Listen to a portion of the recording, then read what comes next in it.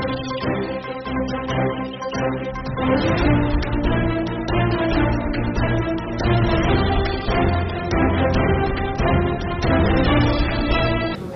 आज की प्रेस वार्ता में हमारे बीच में उपस्थित राजस्थान विधानसभा में नेता प्रतिपक्ष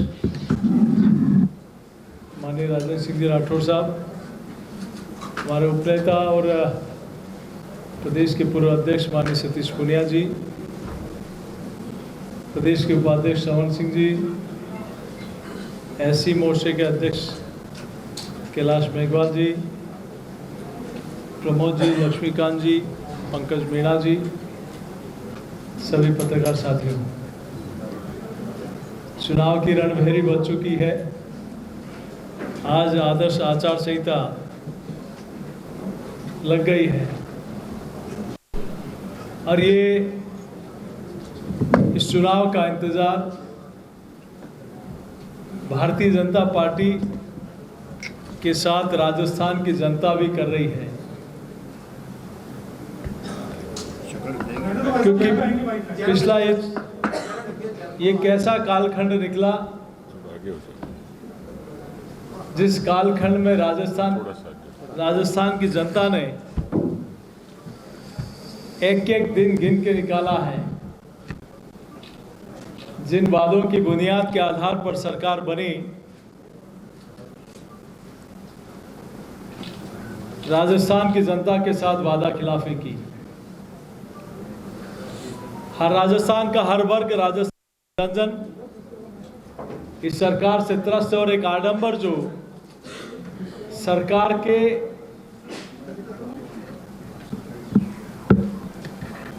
होने के कारण बना रखा था, आज आदर्श आचार संहिता लगने के बाद से वो आडंबर भी समाप्त हो जाएगा। 23 नवंबर को चुनाव और 3 दिसंबर को मतगणना। मैंने पहले भी आप लोगों को कहा है कि राजस्थान की जनता ने मन बना लिया कि राजस्थान में डबल इंजन की सरकार बनानी। जिन लोगों ने होर्डिंग लगाए हैं कि 2030 तक की सुझाव दीजिए, राजस्थान की जनता ने सुझाव दे दिया कि आप घर बैठ जाइए और राजस्थान मोदी जी के हवाले कर दीजिए। राजस्थान का विकास होगा, युवाओं के सपनों की उड़ान होगी, किसानों की समृद्धि होगी, नारी की सुरक्षा होगी। और मैं ये दावे के साथ कह सकता हूं कि जन आक्रोश यात्रा नहीं सहेगा राजस्थान और फिर परिवर्तन यात्रा। जिस प्रकार का समर्थन, आशीर्वाद राजस्थान की देवतुल्य जनता का मिला है वो अद्भुत, अद्वितीय है। लोगों ने मन बना लिया कि 2018 में मात्र 1.5 लाख वोटों के अंतर से एक ऐसी सरकार आ गई जिसने राजस्थान में 3 काम किए, सिर्फ कुर्सी बचाना, अपने विरोधियों को निपटाना और भ्रष्टाचार करना। इसके अलावा कोई काम राजस्थान में इन 4.5 वर्षों में नहीं हुआ। और अब तो लोग कहने लगे कि ये सरकार 5 वर्ष के लिए बनी या 5 महीने के लिए बनी। सारे काम सिर्फ और सिर्फ घोषणाएं करना, कागज निकालना, जिनकी ना तो ज़मीन पर कोई हकीकत है, ना ज़मीन धरातल पर कोई काम दिख रहा है। सिर्फ घोषणाएं और कागज के अलावा कोई काम नहीं किया, ना कोई फाइनेंशियल उसकी वित्तीय प्रबंधन व्यवस्था है। मैं इसलिए आज आदर्श आचार संहिता लग गई, जनता भी तैयार है, खुला मैदान है। और जिन लोगों ने राजस्थान में 4.25 सालों में किसान और युवाओं के साथ वादा खिलाफी की, नारी की सुरक्षा नहीं कर पाए, ऐसे लोगों को सबक सिखाने के लिए राजस्थान की जनता बैठी है। हम सब लोग भी आदर्श आचार संहिता का, सारी पॉलिटिकल पार्टियां उसकी पालना करते हुए, चूँकि देवतुल्य जनता उसका निर्णय करती है और ये 23 तारीख को राजस्थान की जनता उसका इंतज़ार कर रही थी। यही निवेदन आप सब लोगों के बीच में करना था। बहुत धन्यवाद। आग्रह करूंगा कि वह भी अपना विषय सबके सामने रखें। माननीय अध्यक्ष जी की बात को आगे बढ़ाते हुए 23 नवंबर को देव उठेंगे और एक असुर रूपी सरकार का मानमर्दन होगा। अब पिछले 4 महीनों में डिजाइन बॉक्स के नरेश अरोड़ा के निर्देशन में जो 2000 करोड़ की राशि के विज्ञापन जारी हुए और इन विज्ञापनों के माध्यम से मुख्यमंत्री जी ने प्रतिदिन अपनी छवि को महिमा मंडन करने की कोशिश की, वो सिलसिला बंद होगा। एक तरफ आदर्श आचार संहिता लग रही थी और दूसरी तरफ सचिवालय में कल रात से ही धड़ाधड़ कहीं खानों का आवंटन हो रहा था तो कहीं स्थानांतरण हो रहे थे। तो तब हो गई जब संवैधानिक संस्था राजस्थान लोक सेवा आयोग में मुख्यमंत्री जी अपने ओएसडी सहित केसरी सिंह और अयूब खान की सिफारिश करते हैं। स्टाफ सिलेक्शन बोर्ड के अंदर डॉक्टर संजय पोसवाल की सिफारिश करते हैं।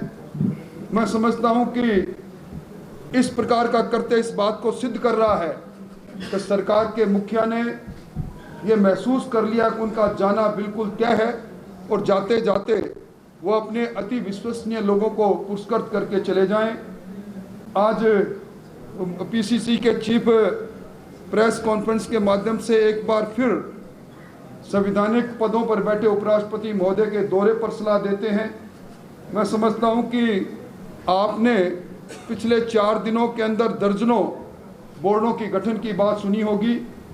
राजस्थान के अंदर जिस प्रकार के कभी जातिगत आधार पर जनगणना जिनकी संभावना नहीं थी, थोथी बातें, थोता चना बाजा गने की तर्ज पर ये करते रहे।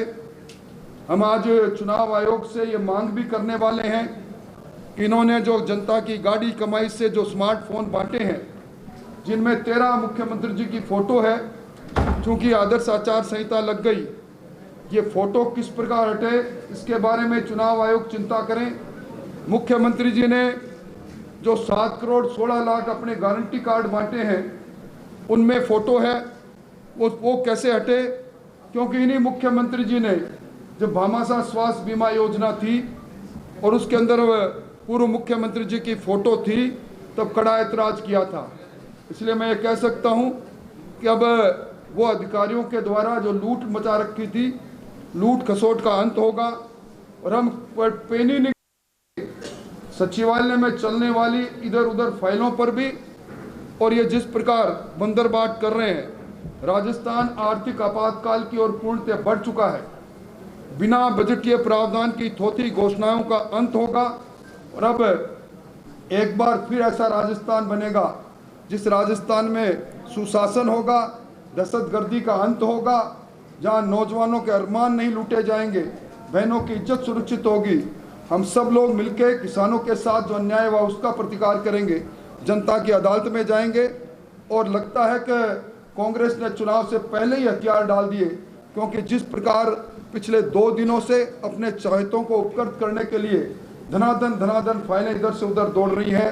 मैं समझता हूं कि ये अपने कार्यकाल को अंतिम कार्यकाल मानते हुए मुख्यमंत्री जी ने इस प्रकार के निर्णय लिए हैं। मोटे तौर पर मुझे इतना ही कहना है। अब मैं उपनेता जी सतीश पूनिया जी से निवेदन करूंगा कि हमारे आदरणीय अध्यक्ष सीपी जोशी जी और हमारे नेता प्रतिपक्ष आदरणीय राजेंद्र राठौड़ जी की बात में कुछ संक्षेप में कुछ बातें ही जोड़ना चाहूँगा। हालांकि प्रदेश की राजनीति में जो बुनियादी बातें हैं उनका उल्लेख उन्होंने बखूबी किया है। लोग उत्सुक थे कि किस समय तारीखों का ऐलान होगा, लेकिन एक शुभ दिन देवोत्थान एकादशी के दिन आगाज होगा और 3 तारीख को मतगणना होगी।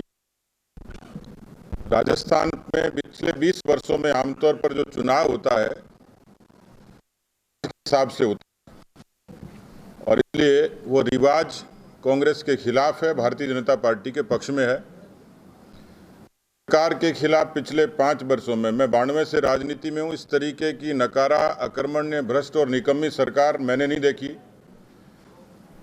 इस चुनाव में किसानों की कर्जा माफी, जमीनों की नीलामी, उनका अवसाद और उनकी आत्महत्याएं, पेपर लीक और बेरोजगारी जो सर्वाधिक है, शांतिपूर्ण प्रदेश, 11 लाख मुकदमे, ये सरकार के गृह मंत्री के कामकाज की वानगी है।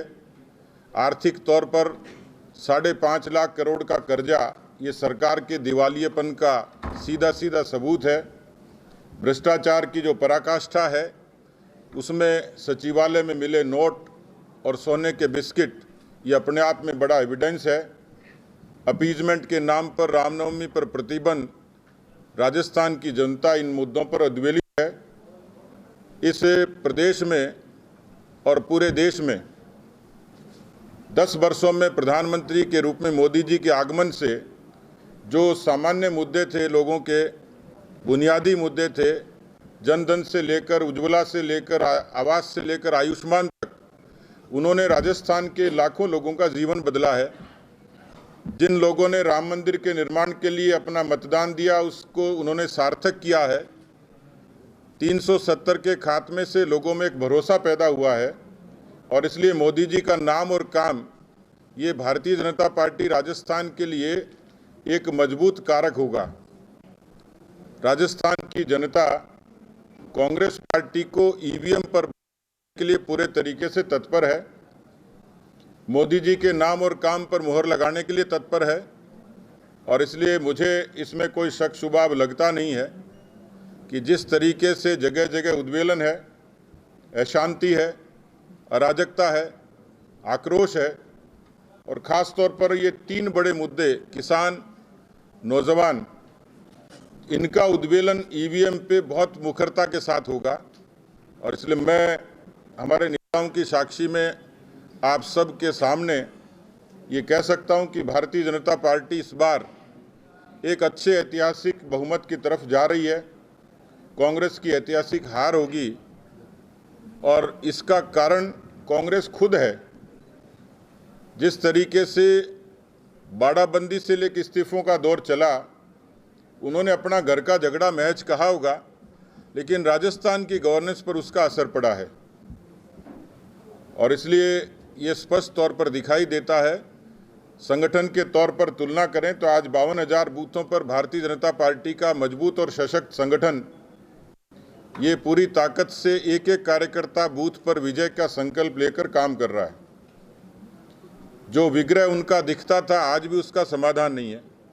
तो मुझे लगता है कि हम सब लोगों की चुनावी तैयारी बेहतर है और जिसका उल्लेख अभी माननीय अध्यक्ष जी ने कहा, जनाक्रोश नहीं सहेगा राजस्थान और परिवर्तन संकल्प यात्रा, इनको जिस तरीके से सफलता मिली, कार्यकर्ताओं में मनोबल का निर्माण हुआ और राजस्थान में इन मुद्दों की नीचे तक स्थापना हुई, वो हमारे लिए, पार्टी के लिए एक अच्छा शुभ संकेत है। बहुत बहुत धन्यवाद। वोट है वो एक मुश्त आकर पड़ेंगे तो ये कहीं ऐसा नहीं लगता कि बीजेपी के लिए खतरा हो सकता है? कोई भी शुभ काम शुभ दिन होता है तो जनता के आशीर्वाद के साथ देवताओं का भी आशीर्वाद मिलेगा, क्योंकि उस 4.5 पौने 5 वर्षों तक इन्होंने सनातन को गालियां देने का, प्रभु श्री राम के नारे लगाने वालों पर प्रतिबंध लगाने का, भगवा पताका प्रतिबंध लगाने का, त्योहारों पर प्रतिबंध लगाने का पाप किया है। तो उस दिन देवताओं का आशीर्वाद भी भारतीय जनता पार्टी को मिलने वाला है। पार्टी इस तरह प्लान कर रही है कि कुछ बारात जाएंगी तो आप पहले ही वोट डलवा दें, ऐसी प्लानिंग पार्टी। देखिए, पहली बार शादी होगी वहाँ पर पहले कार्यकर्ता जो बारात में कर वोट डलवा दे। भारतीय जनता पार्टी का कार्यकर्ता हर परिस्थिति में काम करता है और उसमें मतदान उसके लिए प्राथमिकता है, तो उसके लिए वो पूरी तैयारी के साथ काम करेगा।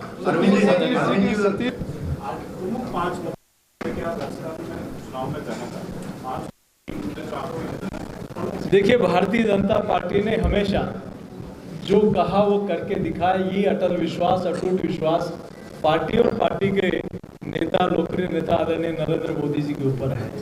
जो कहा वो पूरा किया। दूसरी तरफ कांग्रेस पार्टी ने, आप ये देखिए कि पिछले 9 वर्षों में जो 60 वर्ष में नहीं हो पाया, आदरणीय मोदी जी के नेतृत्व में, चाहे गरीब का मकान हो, उज्ज्वला का कनेक्शन हो, जनधन का खाता हो, हर गांव ढाणी में पीने का पानी हो, ये जो चाहे सड़क हो, हाईवे हो, रेलवे हो, हर काम जो आदरणीय प्रधानमंत्री जी ने कहा वो पूरा हुआ। दूसरी तरफ कांग्रेस पार्टी है जिसने कहा कि हम किसानों को कर्जा माफ करेंगे। आज 19,000 से ज़्यादा किसान, 422 किसानों की ज़मीन नीलाम के कगार पर है और किसान आत्महत्या कर रहे हैं। उन्होंने कहा बेरोजगारी बताएंगे, वो नहीं पूरा कर पाए। पेपर लीक का मामला और इसमें सारा का सारा संलिप्तता इनकी दिखाई देती है। महंगाई का विषय, जिसमें इन लोगों ने सबसे महंगा डीजल, पेट्रोल और बिजली राजस्थान में महंगी है। चौथा विषय भ्रष्टाचार का, अब तक के सारे रिकॉर्ड इन्होंने अभी भ्रष्टाचार के तोड़े हैं। राजस्थान की जनता कभी माफ नहीं करेगी। तुष्टीकरण, जिसमें अब तक की मुझे लगता है कि राजस्थान को बनाने का प्रयास किया गया, और नारी की सुरक्षा, ये मुद्दे ऐसे हैं जो जन जन के दिल और दिमाग में हैं, और यही जनता मन बना कर बैठी है कब चुनाव आएंगे और कब हम अपना हिसाब चुकता करेंगे। देखिए, आप देखिए कि अब पेपर लीक का सीधा मामला मुख्यमंत्री कार्यालय और निवास से जुड़ता दिखाई दे रहा है। आखिर इतने समय क्यों इंतजार हुआ और कल ही उनको क्यों वहां जाना पड़ा? इससे पूरा का पूरा संबंध, चाहे बाबूलाल कटारा हो, चाहे बोर्ड के चेयरमैन हो, चाहे सुरेश डाका हो, चाहे गोपाल केसावत हो, इस पूरे मामले अब ये तय हो गया कि सारी लिस्ट कहाँ बनती थी, कहाँ से निर्णय होते थे। इसका कहीं न कहीं शक की सुई अब सरकार के मुखिया की तरफ जाती है। पिछले 1 साल से डोटासरा जी के रिडाल पे राजेंद्र राठौर साहब, और दूसरा सर कई घोटाले ऐसे थे, घोटाला, अन्य घोटाला, उसको बीजेपी जिस तरह से उठाना चाहिए था उठा नहीं पाई सर। दो सवाल, डोटासरा जी और घोटाला। देखिए, गोविंद डोटासरा से रहते हैं, ये फिल्म अभी प्रारंभ हुई है और ये फिल्म का पटाक्षेप मतदान के साथ पूरा होगा। जिस तरह किस्सा कुर्सी का फिल्म जो प्रारंभ हुई थी प्रारंभ से, अब उसका पटाक्षेप अपने आप हो गया। एक सवाल जो आपने किया, आरपीएससी जैसे संवैधानिक संस्थाओं में अपने ये मालूम होता कि आचार संहिता लग रही है, उसके बाद नाम प्रेषित करना कहीं न कहीं, जिस तरह का इशारा हमारे अध्यक्ष जी ने कहा, ये उन संस्थाओं को दूषित करने का है। चाहे वो स्टाफ सिलेक्शन बोर्ड में डॉक्टर पोसवाल की नियुक्ति का मामला हो, और चाहे आरपीएससी के अंदर केसरी सिंह देवाराम और अयूब खां की नियुक्ति का मामला हो। ये पहले कभी नहीं हुआ। एक संवैधानिक तौर पर एक संवैधानिक नैतिकता भी है। चलो नहीं होगा, पर जिस किसी का भी नाम हो, ये इससे आज तक कभी नहीं ऐसा नहीं हुआ कि संवैधानिक नैतिकता की बात की है। का नाम इसी में एक सवाल था कि इनकी नियुक्ति आज हुई है और आचार संहिता लग गई है, तो हम इन सारी चीजों पर, मैंने पहले कहा ना, स्मार्टफोन से लेकर मुख्यमंत्री गारंटी कार्ड से लेकर और चुनाव में आचार संहिता जब लग रही थी, तब उस समय सचिवालय को खोलकर धड़ाधड़ स्थानांतरण करके कुछ संस्थाओं को जमीन आवंटन से लेकर इस प्रकार की सारी नियुक्तियों के बारे में चुनाव आयोग में जाएंगे। राजभवन गए थे, राज्यपाल ने कानून व्यवस्था को लेकर राज्य सरकार को निर्देश दिए हैं। संवैधानिक पद का बीजेपी अब दुरुपयोग करना शुरू कर चुकी है, ये पार्टी का आरोप है। क्या कहना चाहेंगे लॉ एंड ऑर्डर वाले इशू पे? देखिए, राज्यपाल संवैधानिक प्रमुख है, और जब चारों ओर से रास्ता बंद होता है तो अभी नहीं, आज़ादी के बाद संवैधानिक प्रमुख का राजभवन का दरवाजा खटखटाने के लिए लोग जाते हैं, उसी नाते हम गए हैं।